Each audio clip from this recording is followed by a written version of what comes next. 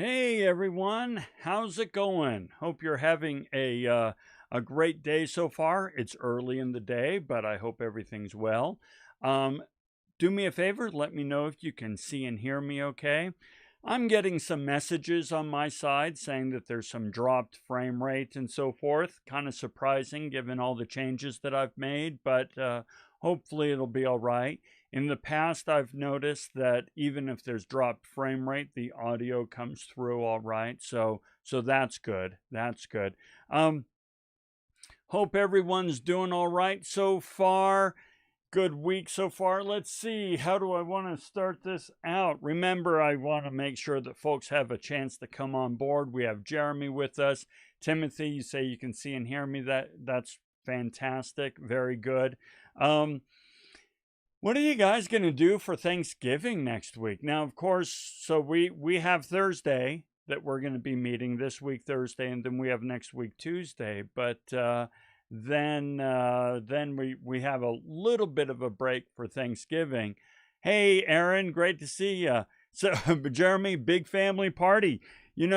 So my father-in-law is in the hospital with COVID right now, and then of course that means my mother-in-law likely, and so on and so forth, and um, and so I think it's just going to be my immediate family this time around, just the immediate kids and so forth. That's probably about all we're going to be able to pull off, but that's all right. It'll be a nice sort of intimate Thanksgiving. Well, let's go ahead and get started then. We have a lot to go over, only mostly one reading, but I really like to go over this one in some detail. Let's see. We are going to talk about bubbles today, economic bubbles. And in the grand old tradition of this course, we're going to look at one of the most famous economic bubbles in history. Now, you know what I'm about to say.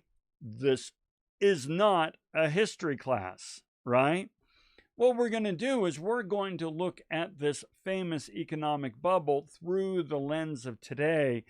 And I've got news for you. Economic bubbles happen all the time, all over the place. We're going to go into detail on that.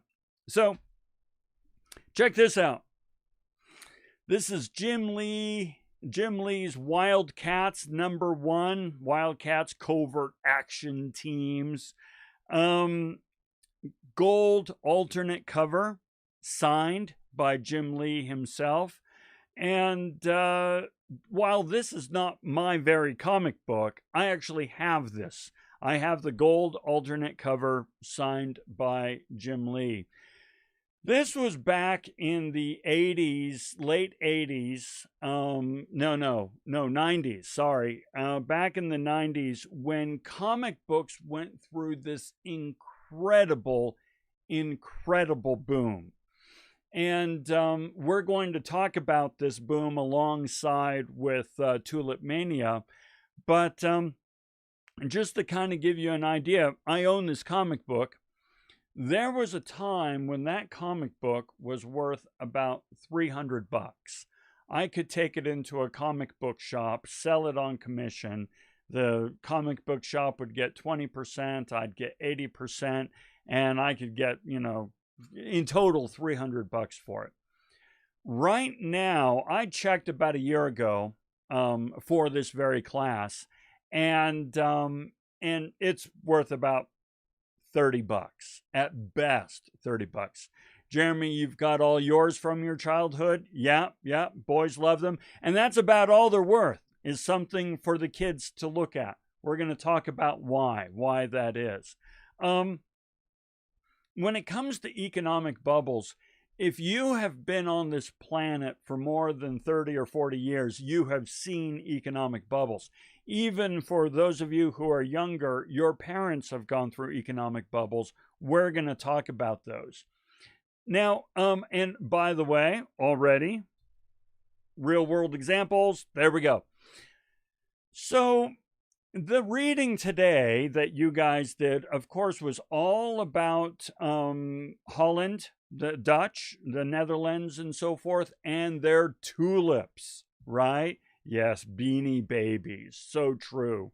Um, we're going to just kind of talk through it, right? But the way I'm going to talk through it is kind of talking about the anatomy of a bubble. And oh, by the way, I forgot to point this out. So I'm going to come over here. Oh, check this out. So this is original Jim Lee art. This art right here. This is the original art board for something like page 13 or something of this comic right here. This is pretty worthless. Pretty worthless. But back when we got it, this was a big deal. This was like the 5th or 6th comic that Jim Lee had done. Had it been his first Alpha Flight comic, this thing would be worth a lot more. But even then, not as much as it was in the 80s.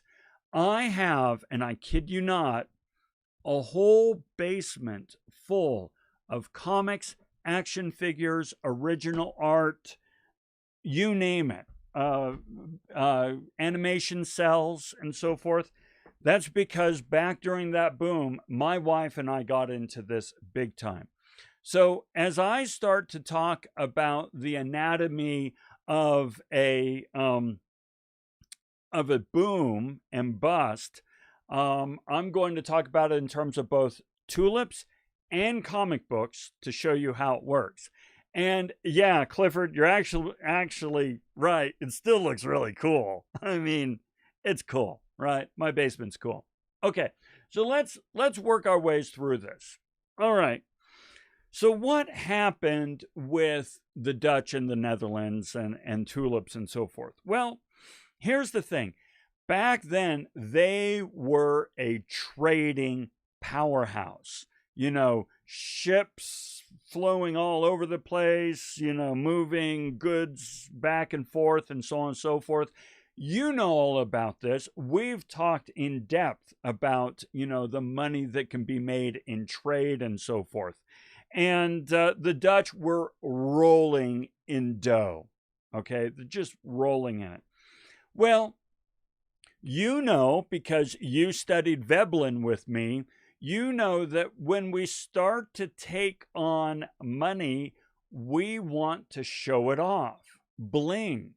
It is a status symbol. Remember, Veblen helped point out that it demonstrates to the world that we're financially successful, which means by extension, we're hardworking and smart and resourceful, entrepreneurial, moral and ethical. We're moral and upright people because the Protestant work ethic taught us that if you're moral and upright, you're going to be blessed and so forth. So money becomes a status symbol. Well, now we all have different status symbols. Hats with the tag still on them. I don't get it, but it's a status symbol with many folks. Shoes, kicks, right? For me and my generation, it's kind of like with tools or cars, right? We all have our various status symbols. Well, the Dutch had their status symbols, and they were tulips. It was just the thing. And it still is, by the way. If you Google sometime Dutch tulips, Holland, Netherlands tulips, and the fields and fields of tulips are just amazing. Just amazing. Okay? So that was their status symbol. Well, now, Aaron just pointed out, this looks pretty cool framed. Yeah, it does look pretty cool framed. And when I have this framed and up against a whole bunch of animation cells and hard to find comics and action figures and so forth, to the right crowd, to kind of your Comic-Con FanX going crowd, that's a status symbol. I can show that stuff off and have them go, wow, that's pretty cool. You're awesome, dude. Yeah, I know I am. Right? That's the status symbol side. Let's see. Yes, classic, cells, animation cells from classic cartoons. Absolutely, Timothy. I've seen those. We saw some not too long ago when my wife and I were in Vegas. Absolutely. Okay, so we got status symbols. That's the first part. We saw it with tulips. We see it with comic books. In the right crowd, when I'm showing off my stuff, I've got status. All right, so let's keep going. Rarity. Okay, so let's first look at tulips. They actually had this virus that would hit the tulip, and what this would do, this virus, is it would kill it. It'd kill the tulip. Except in a very few tulips, it would instead put these really cool, fiery lines of color on the tulip. And these tulips were extremely rare. They were rare for a lot of reasons. One is most of the time the virus would kill the tulip. In only a few cases, the virus would actually make the tulip look awesome. But you could not then take this tulip and, like, you know, cut it in half and create more tulips. That virus would affect that tulip and that tulip only. Okay? So that tulip was really, really rare. And you know what happens with rarity, right? You know, that makes the price go up. Okay, so let's come to comic books for a moment. When you look at the comic books that came out, like the original Spider-Man, Batman, so on and so forth, these comic books were meant to be disposable, completely disposable. They were printed on really, really cheap, crappy newspaper print, okay? So they were not meant to be put in Mylar bags and sold in auction for $2.5 million, so on and so forth. They were meant to be, you know, bought by a kid for a nickel, folded up, put it in his back pocket, go off under a tree, read it, share it with his friends, trade it, so on and so forth, and then it gets thrown in the trash. That is what the comic books were all about. And they were cheap and printed on crappy stuff. Therefore, any comic book of that era that still exists today is like really rare, because they weren't meant to stick around. Furthermore, if you have something like the first appearance of Spider-Man or first appearance of, let's take first appearance of Wolverine.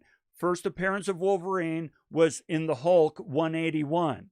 So if you have the Hulk 181, you have the first appearance of Wolverine, so that made it rare. That's the stripes along the tulip, right? I have a comic book that is the first appearance of the rhinoceros in Spider-Man, Rhino, right? Well, no one cares about Rhino, so it's not a big deal. I have the first appearance of Vampirella, Vampirella #1 from Warren Comics. So these make them very, very rare. Okay, and rarity is awesome. Yeah, Jeremy, I know, I sound like Big Bang Theory, I get it, but this is what it's like, all right? Okay, then you have low supply, high demand. Well, now, so everybody wants to show off tulips. Everybody wants tulips because everybody wants to be perceived as successful. Remember, pecuniary emulation. Pecuniary emulation means we want to emulate, copy, be seen as in the same realm as these really rich, successful, fabulous, famous people, right? And so we wear what they wear, we drive what they drive, we drink what they drink, and all that sort of stuff.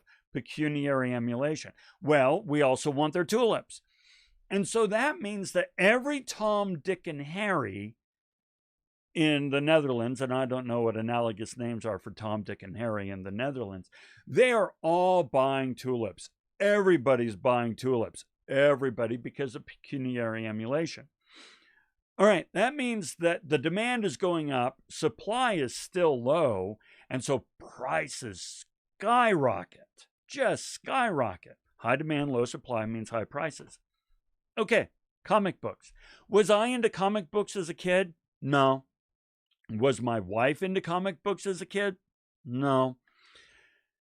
We liked cartoons. We liked Saturday morning cartoons. That was what my wife and I grew up with, was Saturday morning cartoons. Well, that kind of became a gateway drug to cartoons like Batman and Spider-Man and so on and so forth, which was a gateway drug to comic books. And we just kind of came in when the craze was going nuts. And we ran with that craze, folks. We took it full force. We spent a lot of money, which we didn't have, and a lot of time, which we didn't have, on this craze because we wanted to be part of the crowd. All right? Speculation. Okay. Jan, Piet, and Klaus. All right. There we go. Jan, Piet, and Klaus. Thank you, Jeremy, for Tom, Dick, and Harry. Let's come to speculation. All right, speculation is when you buy something with no intent at all of using it. You buy it simply with the intent of reselling it. In fact, you may not even take possession of the item, okay? If I buy something on spec, that means that I send somebody money and I own that thing, but I don't plan on actually ever taking possession of it. I'm going to go turn around and sell it right away. So I might only own it for a day or two. All right. It's still in the warehouse. It's still sitting in the warehouse, but I see that prices are low. And I think prices are going to go up. So I'm going to go ahead and buy it, but on the very same day, put it up for sale at a higher price and then sell it. And that's buying and selling on speculation. Well, here's the thing. I buy on spec, I sell it. Well, somebody else buys it then from me, but on spec. He or she goes off and sells it, but that person buys it on spec. So nobody takes possession of this damn thing, right? Everybody's buying and selling it on spec. And in fact, it's happening so much that, and stick with me here, people are taking out loans to buy and sell these things on spec, okay? So imagine, all right, maybe with the PS5, right? It's coming out. So imagine if somebody wants to buy this, or I want to buy this, and I take out a loan to buy it because I'm going to turn around and sell it and make money. Well, that works until it doesn't, right? Well, what was I doing with comic books on speculation? Well, the thing that we would do is we would buy every single number one. Every single time a comic book publisher like Marvel or DC or Image or Dark Horse or, Harris Comics, you name it, every single time they would come out with a new comic, we would buy like 10 number ones. That's buying it on spec because we don't really care. We don't need 10 number ones. We may not even read the comic book. We're buying it simply with the intent of selling it later on. Just so you know, I have a basement full of nameless number ones. Okay. Now, Ryan, you mentioned here spec homes, right? We are totally going to talk about spec homes. So not only an awesome comment and real world example, but, and Mario's with us and he did the same thing. Yes, we are totally going to talk about spec homes. So put a pin in that one, guys, because he's onto something there. All right.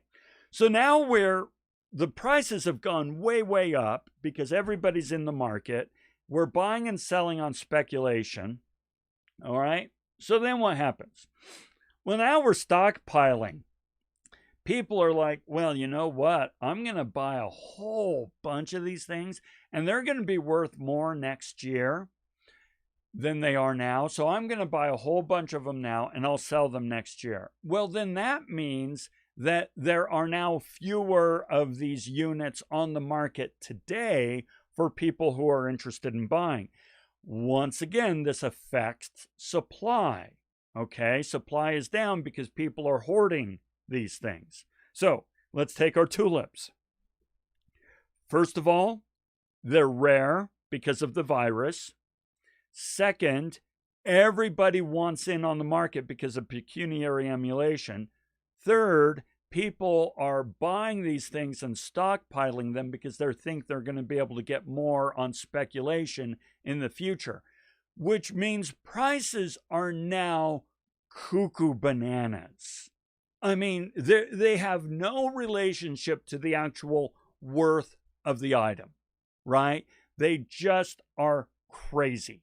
They're just crazy high, okay? Yeah, we'll come back to that, Aaron. Very good. But I'm going to add on the real world examples from you. Okay. So then what happens? Well, now people, they've figured out, you know what? I can trade on futures. Oh my gosh, what's that, you ask? Okay, trading on futures is when you are basically making a bet on where you think something is going to go in the future. So you're no longer trading in tulips anymore. You're not even speculating on tulips. You're trading in the possible future price of the item. So for example, if you think tulip prices are going to go way, way, way, way up, and somebody else says, I think they're going to go down, then you can basically, trading on futures is like making a bet. You basically, bet this person, I think it's going to go up. That person says, I think it's going to go down. And then when it goes up or down at the agreed upon point, whoever lost, because you already put the money into it, doesn't get any money back. And whoever won got the money back. It's just like a stock.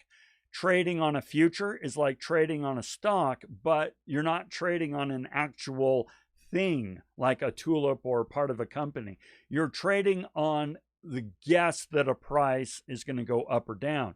If you think it's going to go down, that's called a short. You short the stock, okay?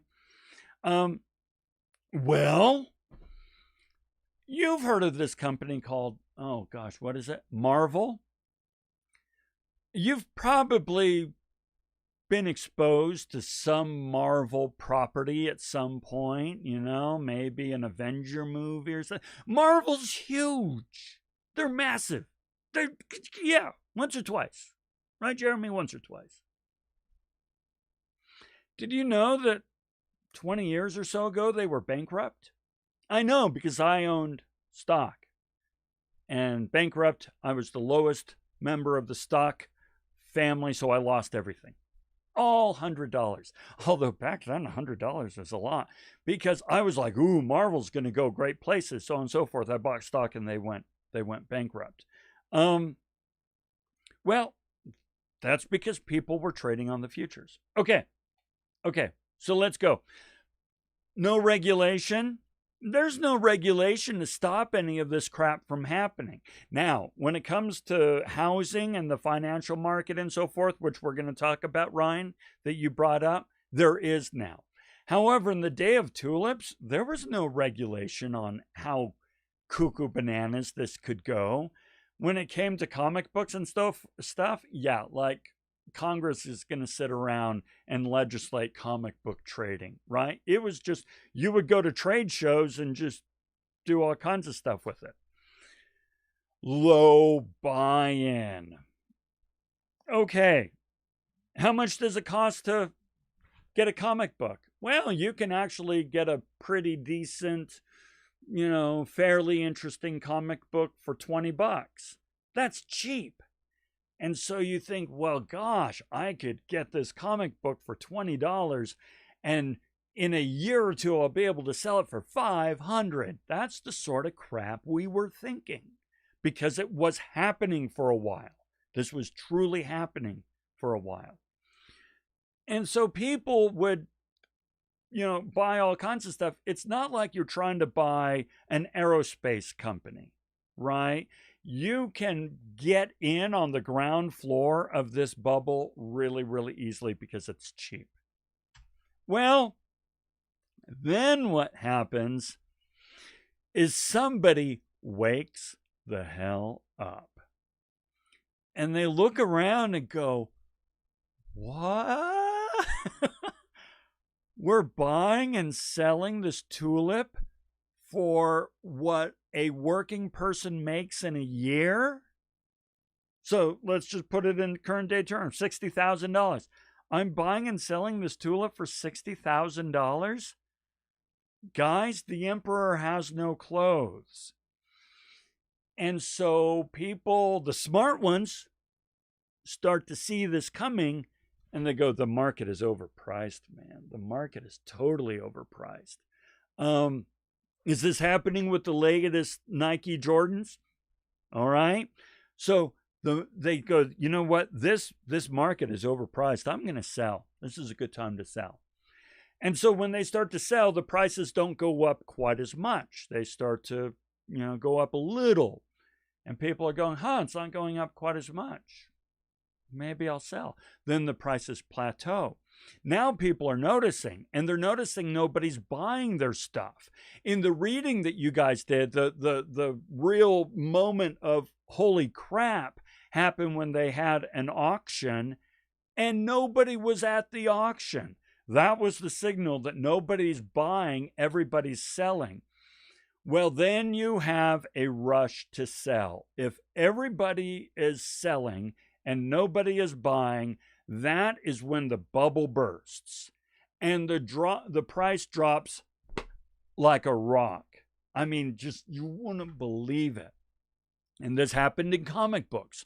Over the span of about 2 or 3 years, comic books went from being the most popular stinking thing in the world, and they were worth hundreds and thousands and tens of thousands of dollars, down to, well, if you run out of toilet paper, you have that one, right?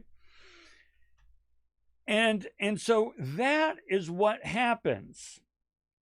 And there your bubble bursts. There your bubble bursts. Now, I gave you an example, and you guys, by the way, have been chiming in great. I've been trying to keep up. We're gonna get some 10s. I gave you the example of the tulips, the reading did. And I gave you an example of my comic books. But there have been many other bubbles, 2 others of which comic books affected me, and 2 others have either affected me or my family. Let me show you this. You see this right here? I'm going to go ahead and get my marker. Let's get my highlighter. Okay, this one right here, guys. This is the fingerprint. Bubbles always have a fingerprint. Okay? This is the fingerprint of the tech.com bubble burst. The .com. Back in 1999, leading up to 1999, this new thing was around, the internet. And everybody was doing .com companies. Now, I know you're like, what, huh? Back, and this was only 1999. I remember it vividly, right? I was, what? I don't know. I was 35 or 40, something like that. Everybody was .com this, .com that. Internet was a huge bubble. This chart that you see right here, this is the Intel stock, Intel Corporation. We made all the semiconductors that powered the internet. I even wrote my master's thesis, and I could pull it up and show it to you if you're curious. I wrote my master's thesis in 1999 about starting an internet comic book company.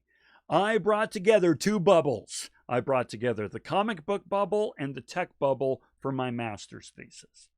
All right. You see that red line right there? That was the day I was hired with Intel. So I want you to understand something here, right? Best of both worlds. Ain't that right, Hayden? So I'm hired with Intel. I see all of this, but I don't see this. This is in the future. So I'm not making any of this up, folks. I'm hired with Intel, and I look at the last 20 years of Intel stock performance. And I calculate that if the stock does in the next 20 years what it did in the previous 20 years, I would be able to retire a multimillionaire at the age of 55. Well, now, just for the record, in 5 days I turn 55. And I'm not going to be retiring a multimillionaire because we did not see this. It burst. As Jeremy says, it popped and popped big time. Just nasty. Nasty. Okay? I did well with Intel. I did well. They took good care of me. I took good care of them. I did just fine. But no retiring multimillionaires. Okay. That was the dot-com boom. This is another chart. This is the housing bubble. So, Ryan, I told you we were going to come back to your comment. Here we go, right? Here's what happened. You see that going up? That is the fingerprint of a bubble. But you don't see it on the other side because that's in the future, right? This line marks where my father decided to sell everything, his inn in Telluride, Colorado, all he had, to sell everything and take out a $2 million loan and build a luxury, and I mean luxury, massive home in Telluride, Colorado.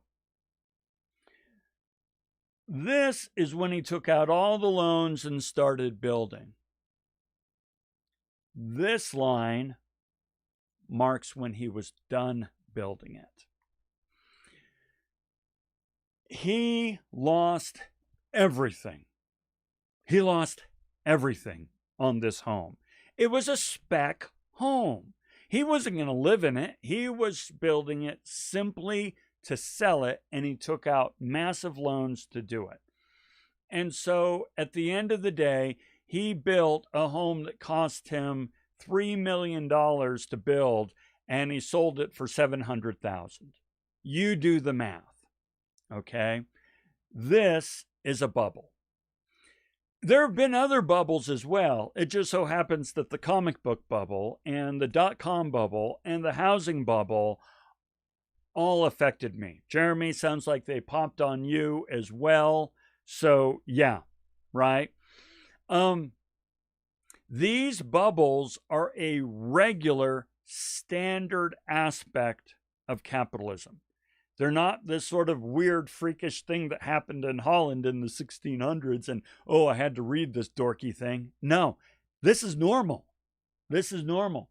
So now, if this is normal, let me ask you this. And we're going to do a puppy cam. I'm going to ask you the question. Are you interested in investing in Bitcoin? Don't get me wrong. There's not a right or wrong answer. I'm not trying to trick you. Okay? But I want us to look at that question in a new light when it comes to Bitcoin.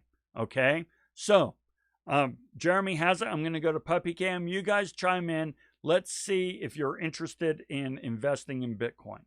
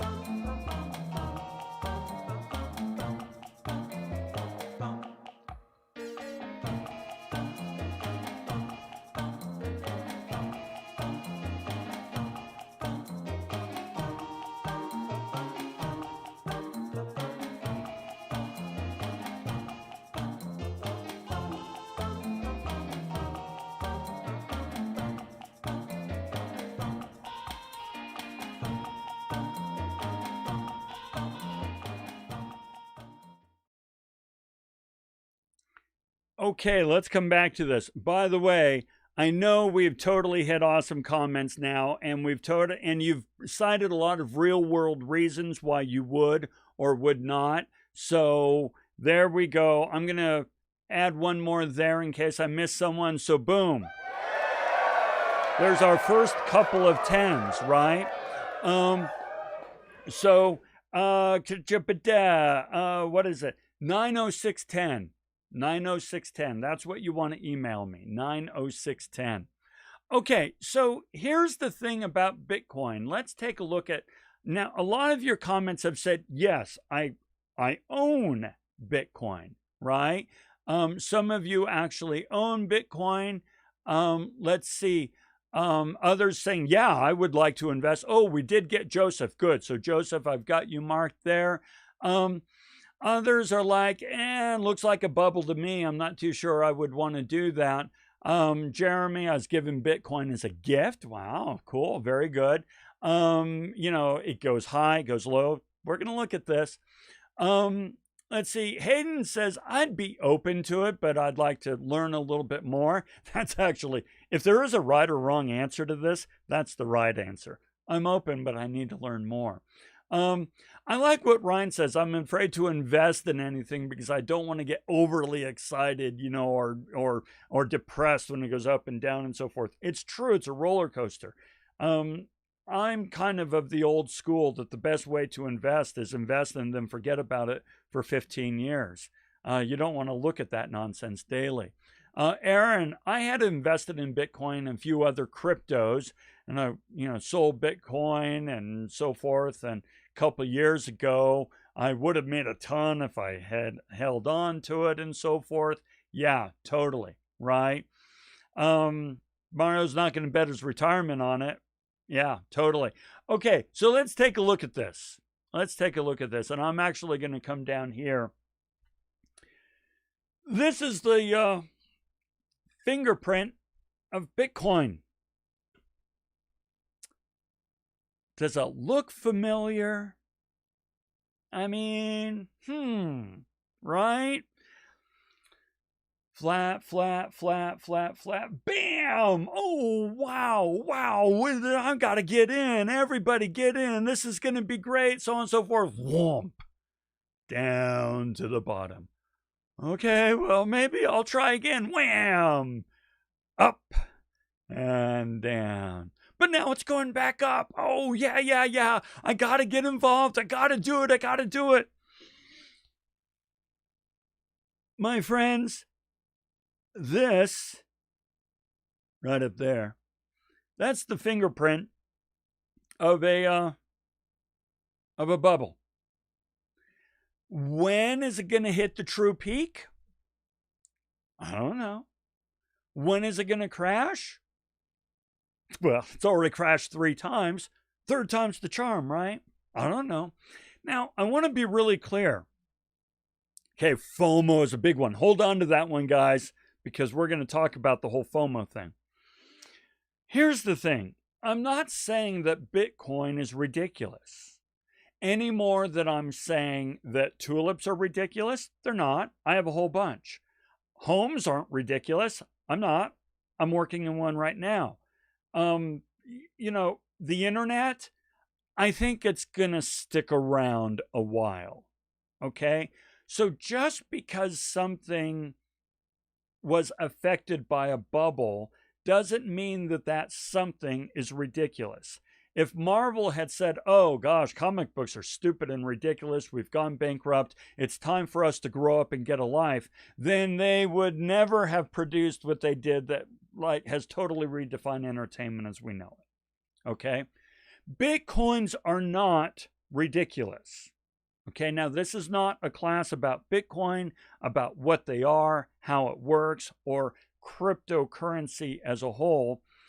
I could spend 10 minutes telling you all the reasons why this is ludicrous and run and scream and hide from it. But I could also spend 10 minutes saying this may very well be the future. Okay?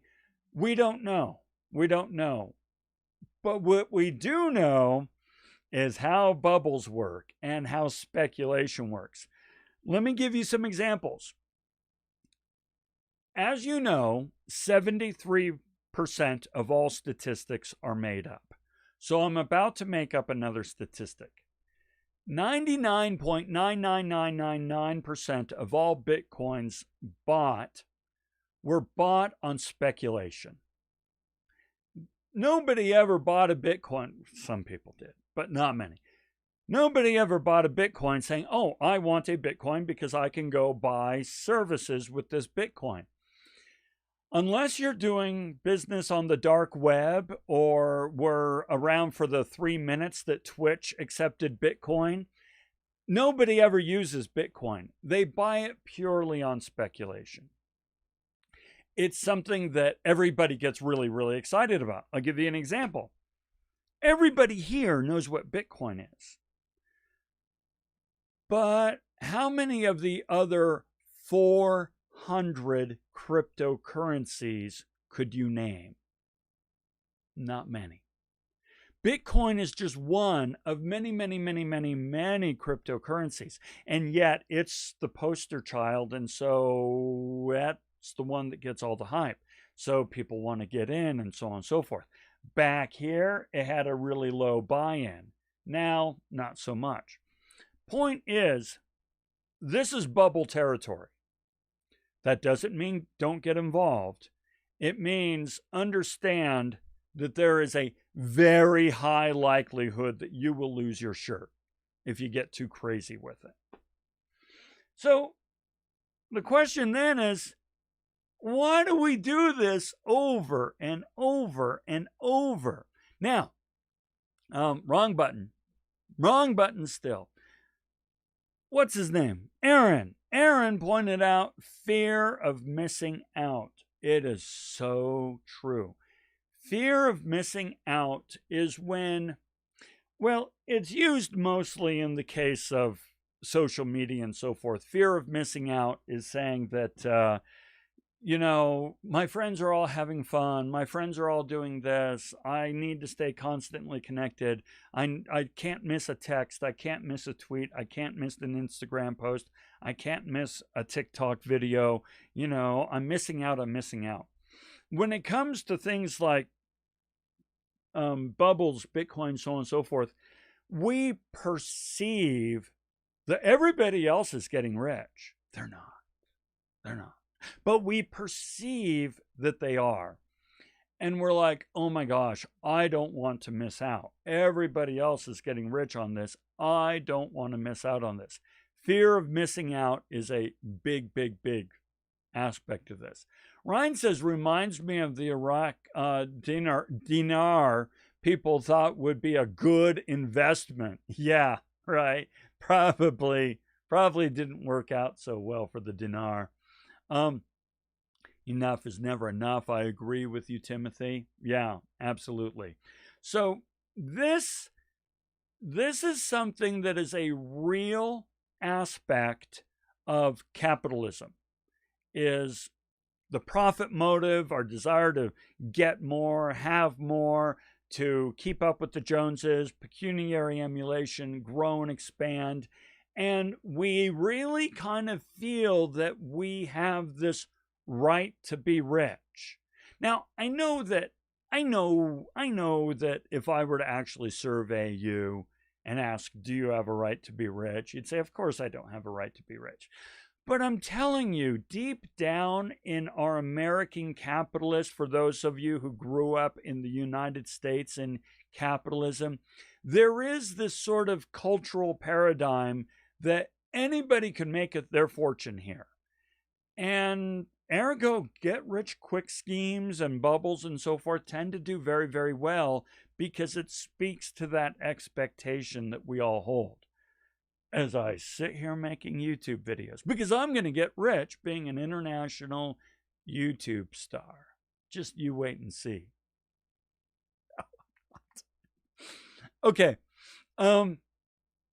Let's see. I have a few million if you want to trade for Bitcoin. Yeah, totally. Yeah, the dinar was easier to find than toilet paper. I have no doubt about that. No doubt about that. Okay. So that wraps things up. Hold on. Don't go yet. That wraps things up for Tulipomania. Now, I promised you that I said, listen, read Tulipomania, and I hope you did, because if you did, you got more out of this particular lecture. But I said I was going to take care of you with Marco Polo, and I was going to take care of you with the POW. So I'm going to spend a few minutes now just kind of hitting on the key points from those two readings, key points that do matter in terms of tests and finals and things like that.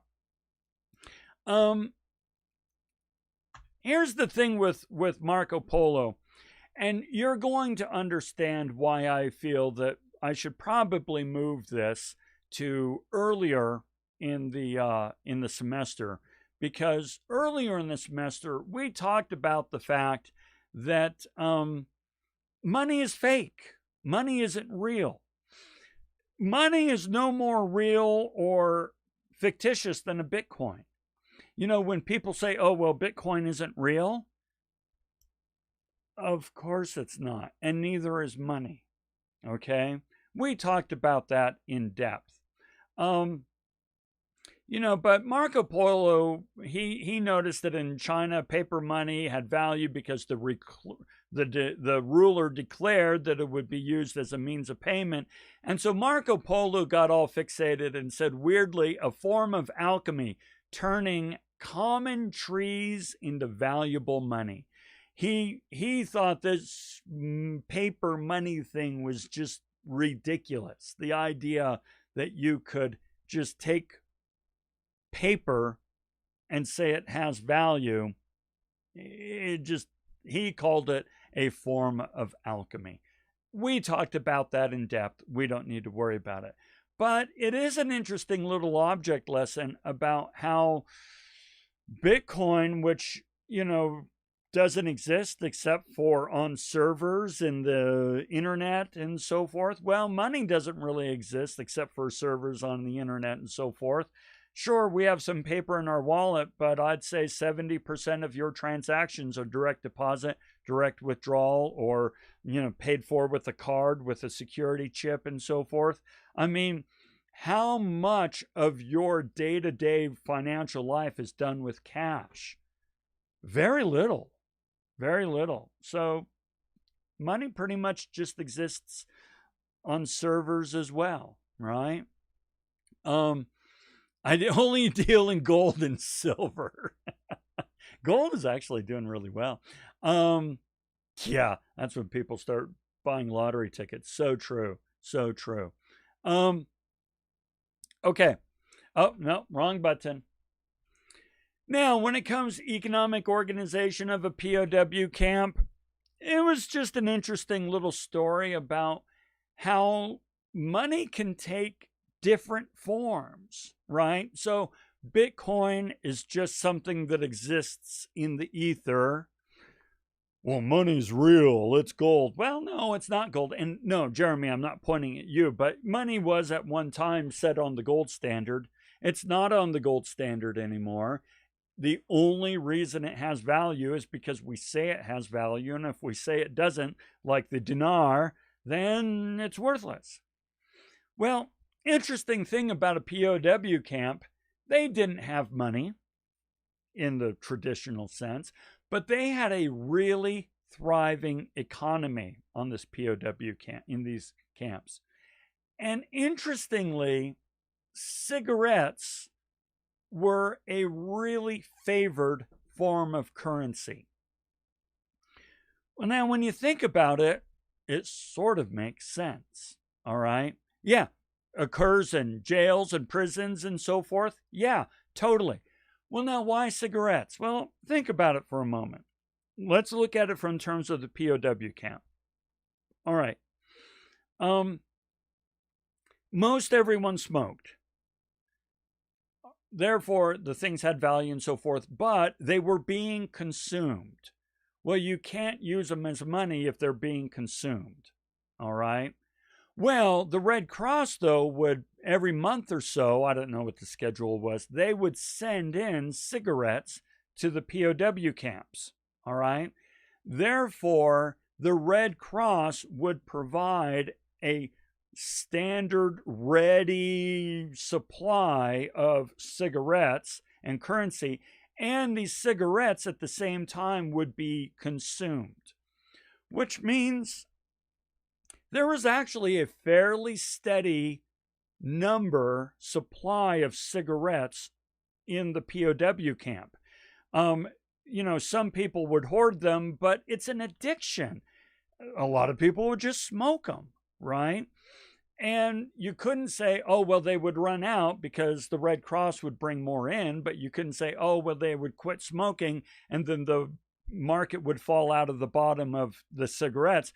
No, they're not going to quit smoking, man. They're not out there trying to self-actualize, figure out how to be better and to take better care of themselves. And, yeah, they're in a POW camp, man. They need whatever diversion they can get their hands on.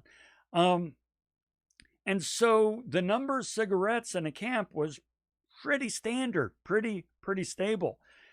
And this economy did really, really, really well up until when the Red Cross supplies stopped coming in.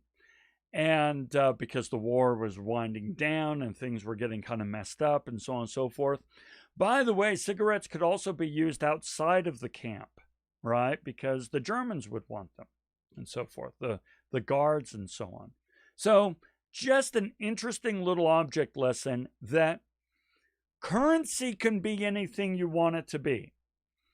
It can be money. It can be Bitcoin. It can be cigarettes. It can be your personal information, which is the currency you are currently using to get free email addresses, free Google Docs, free searches. You're using your personal information to get these things. You're using it as money. So just an interesting thought is all. Okay, that is our lecture. That is our lecture. And when we come back on Thursday, we're going to talk generally about romancing a busy broker, that story. But just so you know, this is what we're going to do. We're going to talk generally about that story. I'll probably give you a whole synopsis of it in the first 10 minutes of class. But then I am going to tell you a lot about, I'm going to basically go on one of my diatribes. Thursday's lecture will not be in the test. It will not be in the questions, in the discussion. It will not be in the final. So why on earth would you come? I don't know.